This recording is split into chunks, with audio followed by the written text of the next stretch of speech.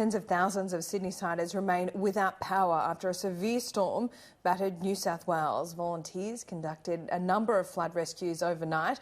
Joining me now is New South Wales SES Deputy Commissioner Daniel Austin. Daniel, good to see you. Thanks for your time. What's the latest information you have to hand about what the SES has responded to overnight? Yeah, good morning. About another 500 calls have been responded to by SES volunteers and other emergency services overnight. That includes another 10 flood rescues, the most notable of which is probably one down in Bega, where a gentleman entered the water trying to cross the water by foot around about 6 o'clock last night, was swept away and wasn't noticed for quite some hours until the early hours of this morning. Fortunately, SES crews were able to get to him about 4 o'clock this morning and extract him from the water safely. Oh wow, so he spent hours in the water. How did that come to your attention? Yeah, so someone finally noticed him missing and then noticed that he was also in the water and then called crews for help. Once the alarm was raised, his rescue was actually pretty swift, but unfortunately for him, so spent many hours in the water certainly put his life at risk. Yes, this time yesterday, Daniel, we had reports of a car that had washed off a causeway with potentially one or more passengers inside. Do you have an any update on that?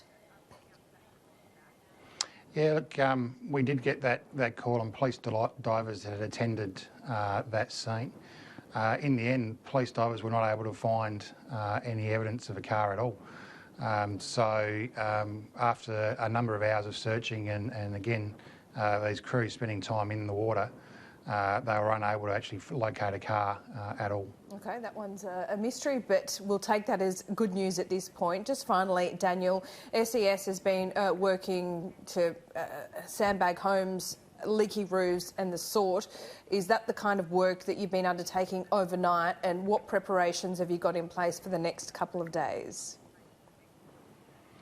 Yes, that is continues to be our workload.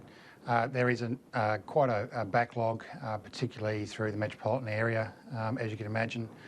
Some 12,000 calls all up since this event had started. So that will take us a while, again, with those other emergency services and the electricity providers to get through. We're clearly working as fast as we can. We don't compromise the safety of our volunteers or other emergency service personnel. So we do ask the public to be a little bit patient with that. But we have crews across New South Wales getting out and about and responding as quickly as possible to these conditions. As you mentioned, potential for some additional rain. So the focus from the storm event really today focuses down south as that front sort of passes out of the state. And then there's still a thunderstorm warning for other parts of the state that we'll keep an eye on and react to as required. Okay, a warning for you if you're down south this weekend. Thanks so much, Daniel. Appreciate it.